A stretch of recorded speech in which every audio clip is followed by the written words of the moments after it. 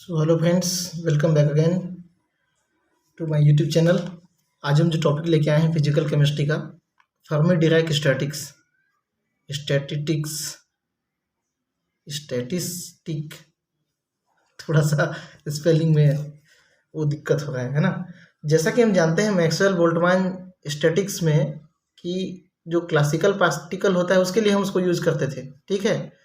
लेकिन यहाँ पे जब फर्मी डिराक की बात आती है तो वहाँ पे हम क्वांटम पार्टिकल जैसे फोटॉन इत्यादि के लिए अप्लाई नहीं कर सकते इसको, है ना। फोटोन के लिए अप्लाई नहीं कर सकते क्योंकि फोटोन का जो स्पिन होता है वो क्यों नहीं कर सकते आगे हम देखेंगे। फोटोन का जो स्पिन होता है वो इंटीग्रल में होता है, 1 2 3 4 इस टाइप का होता है, ठीक है।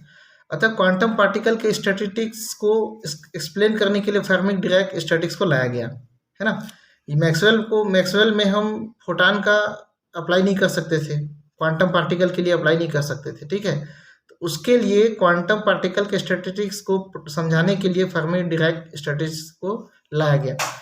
यह जो है स्टैटिस्टिक्स जो है वो इंडिस्टिंग्विशेबल पार्टिकल, मतलब जो ऐसे पार्टिकल जो नॉट ऑब्जर्व हो, जो हमको दिखाई ना देता हो, ठीक है, उसके लिए दिया गया है, ठीक है। तो ये जो है क्या बोलना चाहिए, जैसे कि मान के चलो पेन हो गया, दिखता है, जैसे कोई कंचा हो गया वो दिखता है। ये सब पार्टिकल क्या है, डिस्टिंग्विशेबल पार्टिकल है। जो नहीं दिखने वाले हैं उसके लिए हम यहाँ पे इसको स्टडी करेंगे, जैसे कि इलेक्ट्रॉन, प्रोटॉन, न्यूट्रॉन इत्यादि, है ना। और सबसे अहम चीज़ ये होता है कि इसका जो स्पिन होना चाहिए वो हाफ इंटीग्रल होना चाहिए, प्लस हाफ, माइनस हाफ या इसके मल्टीप्लाई में होना चाहिए, जैसे 3/2, 5/2 इत्यादि, ठीक है। तो ये इस टाइप का होना चाहिए। अब फर्मियोन का जो वेव फंक्शन होता है वो एंटी सिमेट्रिक होना चाहिए। एंटी सिमेट्रिक किसे कहेंगे, देखो इलेक्ट्रॉन जो मूव करता है उसका जो मूवमेंट होता है वो वेव नेचर का होता है, ठीक है। इसका एम्पलीट्यूड क्या कहलाता है, साई कहलाता है, ठीक है। एम्पलीट्यूड इसका क्या कहलाता है, साई कहलाता है। और जब हम साई को इन्वर्स करें, मतलब जैसे दो पार्टिकल है, एक और दो, ठीक है, इस तरह से इसका वेव नेचर आ रहा है इंटरेक्शन के बाद, ठीक है। अगर हम उसको रिवर्स कर दें या माइनस कर दें, मतलब उसको रिवर्स कर दें, उसका एंटी वाला पोर्शन यहाँ पे अप्लाई करें साई का, तो वहाँ पे क्या आ जाए, माइनस साइन आ जाए, मतलब वो उसके नेगेटिव पार्ट में आने लगे, ठीक है। मतलब उसका रिवर्स क्या करने लगे, उसके खुद के जो वेव है उसको कैंसिल आउट करने लगे, तो समझ लेना कि वो क्या होगा, एंटी सिमेट्रिक होगा। माना किसी सिस्टम में ith क्वांटम स्टेट है, मतलब i number of quantum state है, तब प्रत्येक क्वांटम स्टेट में क्या होगा, केवल एक ही पार्टिकल प्रेजेंट होगा। जैसे कि यहाँ पे मैंने 3 क्वांटम स्टेट मैंने बनाया है, ठीक है। अगर मान के चलो हमारे पास 3 या 4 क्वांटम स्टेट बना लेता हूँ, मान के चलो, ठीक है। तो पहला वाला जिसमें ऑक्यूपाई करेगा दूसरा वाला वहाँ नहीं जाएगा, ठीक है। दूसरा वाले के लिए अब कितना बचा है, 3 ही बचा है। वो दूसरा वाला यहाँ जा सकता है, यहाँ जा सकता है या यहाँ जा सकता है, तो मान के चलो यहाँ चला गया। अब तीसरे वाले के लिए प्रोबेबिलिटी क्या होगी, 2 जगह खाली है, वहाँ पे जा सकता है। ये एनर्जी स्टेट है, समझ लो, ठीक है। हम जनरली देखते हैं कि एक एनर्जी स्टेट में 2 इलेक्ट्रॉन है, ऐसा हमने पढ़ा है, ठीक है। दोनों की एनर्जी सेम होती है, ऐसा हमने पढ़ा है। लेकिन इसका स्पिन क्या होता है, हाफ होता है, प्लस हाफ, और इसका स्पिन क्या होता है, माइनस हाफ। मतलब कहीं ना कहीं दोनों का जो जो क्या बोलना चाहिए, क्वांटम स्टेट है वो एक जैसा नहीं है। दोनों का जो क्वांटम स्टेट है वो अलग अलग है। एक वाले का प्लस हाफ आ रहा है, एक वाले का माइनस हाफ आ रहा है। एक वाले का जो वेव नेचर है, ये मैग्नेटिक फील्ड है, दूसरे वाले का मैग्नेटिक फील्ड उसको कैंसिल आउट कर दे रहा है, ठीक है। तो वो एक समान नहीं हो सकता। यहाँ से आप एक चीज़ आपको याद आ रहा होगा, पाउली का एक्सक्लूजन प्रिंसिपल, जिसमें चारों क्वांटम संख्या बराबर नहीं हो सकती, वो चीज़ यहाँ पे अप्लाई होता है। अतः यहाँ पे फर्मियोन्स जो होते हैं वो पाउली एक्सक्लूजन प्रिंसिपल को फॉलो करते हैं। इसके अनुसार no two fermions can have the same quantum number. 2 fermion का क्वांटम नंबर सेम नहीं हो सकता। इसका बेस्ट एग्जांपल इलेक्ट्रॉन है ना, जिसके बारे में आपने काफ़ी पढ़ा है, ठीक है।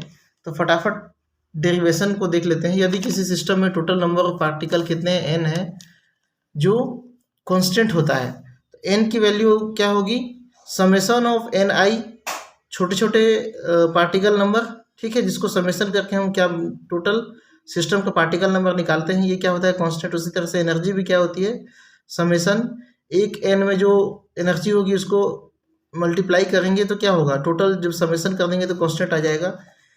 यदि ये पार्टिकल GI स्टेट में अरेंज है तो फिर इसको हम इसका नंबर ऑफ अरेंजमेंट इस तरह से दिखा सकते हैं, GI factorial NI factorial GI minus NI factorial. ठीक है, मान के चलो 10 क्वांटम स्टेट है और वहाँ पे 5 मॉलिक्यूल है, तो इस फार्मूला से आप उसका नंबर ऑफ अरेंजमेंट निकाल सकते हो कि वो 5 जो एटम या पार्टिकल होगा वो किस तरह से अरेंज होगा। ठीक है, तब thermodynamical probability of distribution of particle देखा जाए तो थर्मोडायनेमिकल प्रोबेबिलिटी क्या होता है, W। ये पाई क्या है, समोशन का ही एक ह्यूज रूप है, जो कि यहाँ पे पाई आई लिए हम, है ना। GI NI फैक्टोरियल सबका ले लो, ये इंटू यहाँ पे क्या आ जाएगा, एक कांस्टेंट आ जाएगा जिसको आप C से भी दर्शा सकते हो। ठीक है, दोनों साइड लॉग लेने पर GI में लॉग समेशन तो बाहर ही रहेगा, GI लॉग का ये इंटीग्रल फैक्टोरियल, चूंकि अपॉन में है तो यहाँ पे क्या जाएगा, माइनस आ जाएगा, माइनस NI का factorial minus GI minus NI का फैक्टोरियल, सब में क्या आ जाएगा, लॉग आ जाएगा प्लस कांस्टेंट। माना NI GI और NI GI जो भी हैं, जितने भी यहाँ पे टर्म यूज हो रहे हैं सब लार्ज नंबर में है, बड़ी संख्या है, तब यहाँ पे स्ट्रिलिंग अप्रोक्सीमेशन अप्लाई करते हैं। स्ट्रिलिंग अप्रोक्सीमेशन होता क्या है, ln(x) को अगर हम सॉल्व करेंगे तो इसका जो x वैल्यू है वो सामने आ जाएगा, उसके बाद में log, natural log x minus x, ये x की वैल्यू को हम 3 जगह लिखते हैं, एक जगह माइनस करके। ठीक है, जहाँ जहाँ x है वहाँ पे हम क्या डाल देंगे, NI GI या NI माइनस GI डाल देंगे तो हमको ये जो है मिल जाता है। जैसे GI डाले, ठीक है, यहाँ पे क्या था, GI था, GI log GI minus GI, उसके बाद माइनस चिन्ह है, NI लॉग NI, अब माइनस माइनस क्या हो जाएगा, यहाँ भी माइनस है और यहाँ भी क्या है, माइनस है। ठीक है, तो माइनस माइनस प्लस NI हो गया। ठीक है, नेक्स्ट यहाँ पे माइनस चिन्ह है तो फिर ये माइनस आ गया।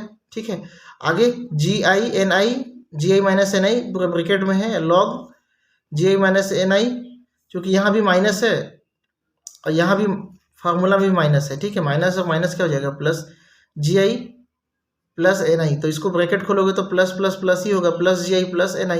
ये प्लस GI और प्लस NI किससे कटा, ये माइनस GI और प्लस NI, यहाँ पे क्या आ जाएगा, माइनस आ जाएगा। ठीक है, ब्रैकेट ओपन करेंगे तो क्या हो जाएगा, माइनस आ जाएगा।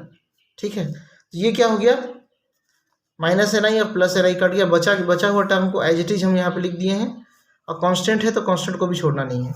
अब मैक्सिमा कंडीशन में मोस्ट प्रोबेबल जो स्टेट होता है वो क्या होता है, लॉग W का डिफरेंशिएशन करेंगे तो उसका वैल्यू क्या आता है, 0 आता है।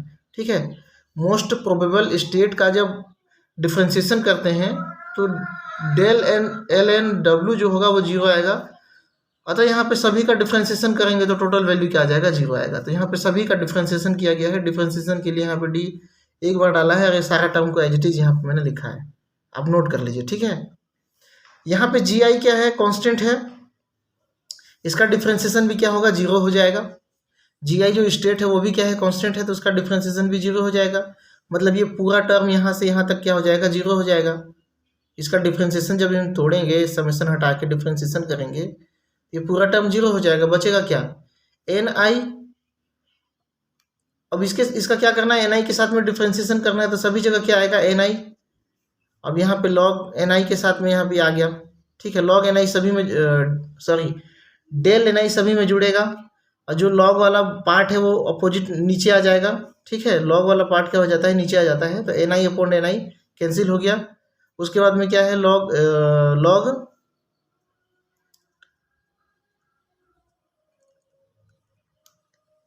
एक बार इसका डिफरेंशिएशन, एक बार इसका डिफरेंशिएशन। ठीक है, तो लॉग NI का भी डिफरेंशिएशन करेंगे तो उसके पास डी NI आ जाएगा, minus GI upon GI minus NI upon GI minus NI, तो दोनों ये कट जाएगा, लॉग यहाँ पे क्या आ जाएगा, डिफरेंशिएशन वाला DNI। इसी तरफ से लॉग GI माइनस NI के साथ भी क्या आ जाएगा, differentiation DNI is equal to 0। ये कट गया, ये कट गया, बचा हुआ टर्म ये वाला टर्म बचा है और ये वाला टर्म बचा है, ये पूरा टर्म हट गया, यहाँ वाला पूरा टर्म हट गया, बचा क्या, del ln W summation of bracket में ln, देखो दोनों जगह डेल NI है, यहाँ भी डेल NI है, दोनों को हम यहाँ पे कॉमन निकालिए, ब्रैकेट में जो बचता है उसको लिख लेते हैं। यहाँ तो कुछ बचा ही नहीं, यहाँ बचा क्या, ln एन आई यहाँ पे छूटा हुआ है, ठीक है, ln एन आई, उसके बाद में log ji I upon N आई। तो जब एन आई को हम यहाँ से, ये माइनस वाला साइन है इसके साथ में है, एन आई को यहाँ हटाते हैं तो कहाँ चला जाता है, यहाँ पे एन आई है, ये नीचे चला जाता है। अब एन आई अपॉन एन आई क्या हो जाएगा, 1 आ जाएगा, लेकिन जी I upon ji I N आई क्या होगा, कॉमन रहेगा। तो इसको सॉल्व कर लेते हैं तो क्या हो जाता है, हमको ये वाला मिल जाता है term ji I upon N I minus 1। बाकी तो सेम है। अब यहाँ पे क्या होता है, एन आई पार्टिकल का वेरिएशन एक दूसरे पार्टिकल के साथ में इंडिपेंडेंट रहता है, मतलब एक दूसरे से डिपेंड नहीं करता। एन आई पार्टिकल क्या है, नंबर ऑफ पार्टिकल है जिसका वेरिएशन अगर हम करते हैं तो वो पार्टिकल एक दूसरे से इंडिपेंडेंट रहता है। अतः इक्वेशन फर्स्ट का डिफ्रेंसिएशन किया जाता है, तब क्या मिलता है हमको देख लेते हैं यहाँ पे, ठीक है। इक्वेशन फर्स्ट क्या था, ये वाला है ना, दोनों ही क्या था, इक्वेशन फर्स्ट था, एक नंबर ऑफ पार्टिकल के लिए और दूसरा एनर्जी के लिए। दोनों का डिफ्रेंसिएशन करते हैं तो ये क्या आता है, जीरो ही आता है। D N I is equal to zero और E I D N I is equal to zero, ठीक है। इसको हम अल्फा मान लेते हैं, इसको क्या मान लेते हैं, बीटा, क्योंकि हमको लैग्रेंज मेथड अप्लाई करना है, क्योंकि ये अनडिटरमाइंड मल्टीप्लायर है ना, उसके लिए हम क्या करते हैं, अप्लाई करते हैं। इसको इक्वेशन फर्स्ट, इसको इक्वेशन 2 और इक्वेशन 5 को 3 मान लेते हैं। इन तीनों को जब जोड़ते हैं, पहला वाला इक्वेशन क्या होता है, हमेशा नेगेटिव होता है। दूसरा तीसरा को जोड़ेंगे तो क्या आता है, इक्वल टू 0 आता है। तो यहाँ पे इक्वेशन नंबर 5 को ले लेते हैं पहला, इसके आगे माइनस साइन लगा हुआ है तो माइनस साइन लगा देते हैं यहाँ पे, ठीक है। Alpha summation of D N I plus beta summation of E D N I equal to क्या हो जाएगा, 0 हो जाएगा। अल्फा बीटा को इधर कॉमन ले लिए, इधर एक साइड ले लिए, और जो डी एन आई है उसको कॉमन, डी एन आई को कॉमन निकाल लेने पर क्या होता है, डी एन आई यहाँ से निकल गया, यहाँ से भी डी एन आई निकल गया, यहाँ बचा अल्फा, यहाँ बचा बीटा और ई, ठीक है। Alpha plus beta E Y minus L N, ये माइनस सीन है उसको हम नहीं हटाएंगे, समेशन हट जाएगा, यहाँ पे समेशन पूरा हटा दे रहे हैं, ठीक है। समेशन मतलब एक जगह इकट्ठा करना। L N G I upon N I minus 1 is equal to क्या हो जाएगा, 0। डी एन आई ये हो गया। अब D N I is equal to not 0, D N I is equal to not 0 होगा, नंबर कुछ ना कुछ संख्या तो होगा। हम जानते हैं ना कि कोई सिस्टम में कुछ ना कुछ 1 2 3 4 कुछ तो संख्या होगा, तो डी एन आई तो 0 हो नहीं सकता। तो इसको यहाँ से हम क्या कर देते हैं, रिमूव कर देते हैं। Alpha plus beta E I L N G I upon N I minus 1 is equal to 0, ये हो गया। अब यहाँ पे G I upon N I minus 1 करेंगे तो ये अल्फा बीटा जो होगा वो आपका ये एक्सपोनेंशियल के घात में चला जाएगा। तो इसका फॉर्मूला ही होता है कि जो भी टर्म यहाँ पे है वो कहाँ चला जाएगा, इसके एक्सपोनेंशियल में चला जाएगा। और चूँकि हम इसको इधर शिफ्ट करा दिए हैं तो ये क्या हो जाएगा, पॉजिटिव हो जाएगा। पॉजिटिव हो गया यहाँ पे, मतलब इस पूरे टर्म को इधर शिफ्ट करा दिए तो ये क्या हो गया, पॉजिटिव हो गया। अब ये 1 को इधर शिफ्ट कराएंगे तो क्या हो जाएगा, इसके एक्सपोनेंशियल के साथ में यहाँ पे +1 हो जाएगा, ठीक है। अब एन आई का वैल्यू निकालना चाहेंगे तो जी आई के अपोन में जो टर्म यहाँ बना है उसको नीचे ले आते हैं। 3 स्टेप को गायब करके डायरेक्ट मैंने लिखा है एन आई जी आई। चाहो तो इसको यहाँ पे इस -1 को इधर +1 कर दो, इसको यहाँ से हटा के, ठीक है। तो जी आई को नीचे ले आना। अब एन आई नीचे है, इसको ऊपर ले जाओगे तो क्या हो जाएगा, पूरा टर्म यहाँ नीचे का टर्म ऊपर चला जाएगा, मतलब जी आई कहाँ चला जाएगा, ऊपर चला जाएगा, बाकी टर्म नीचे आ जाएगा।